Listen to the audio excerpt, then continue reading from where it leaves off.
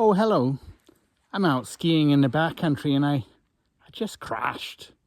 I wiped out on my skis and I'm okay. You see, I was coming down this hill over here, swoosh, swoosh, and crash right here.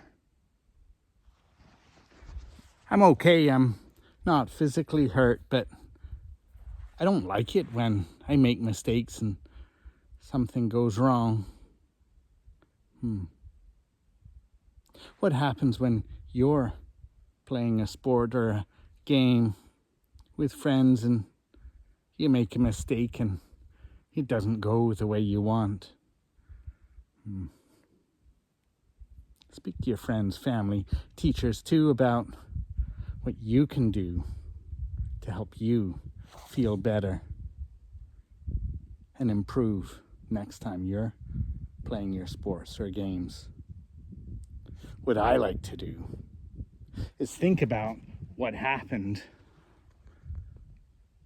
and what I can do to make it better. Because in front of me, there's still more of this amazing hill to go down, and if I think and use my senses, I can go forward and learn from my mistakes. See what you can do. That would be lovely. We'll see you soon.